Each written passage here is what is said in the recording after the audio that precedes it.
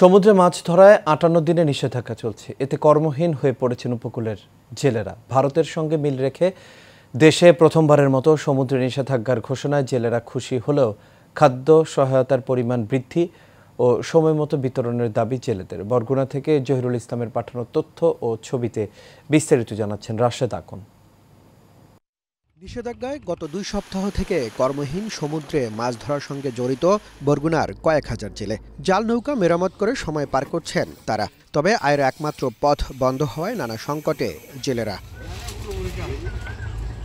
জেলেদের অভিযোগ, নিষেধাজ্ঞা শুরুর আগেই তাদের খাদ্য সহায়তার চাল দেওয়ার কথা ছিল, কিন্তু এখনো মেলেনি সেই সুবিধা। চালের পাশাপাশি নগদ অর্থ সহায়তা দেওয়ার দাবি তাদের। যদি আউটপোস্ট করে দেয়, মাছ দুগ্গ হেরা লই যায়, মরা যাইয়া সাগরে পাই উদা পানি টলি জেলার মাছ তো লইতেছে, আমরা তো বয় আমরা শিখে দেয় তোলমু।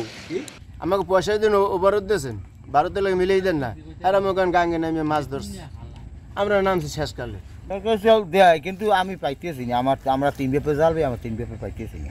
প্রশাসন তো ঘাটে ঘাটেই আছে, কিন্তু একটা প্রশাসনের যদি ম্যানেজ না করে তা নামবে কেমনে? এদিকে জেলা মৎস্য বিভাগ বলছে, সরকারি সিদ্ধান্ত অমান্যকারী জেলেদের জেল জরিমানা সহ শাস্তির আওতায় আনা হবে। তারা খুব আনন্দ উৎসাহের ভিতর দিয়ে অবরোধ পালন করছে। আর আপনি যে অভিযোগটা করেছেন এ বিষয়ে আমার কাছে একটা মৌখিক অভিযোগ আসছে, আমরা সত্যতা যাচাই করছি। যদি সত্য বলে অবশ্যই তাকে আইনানুগ শাস্তির আওতায় আনা হবে।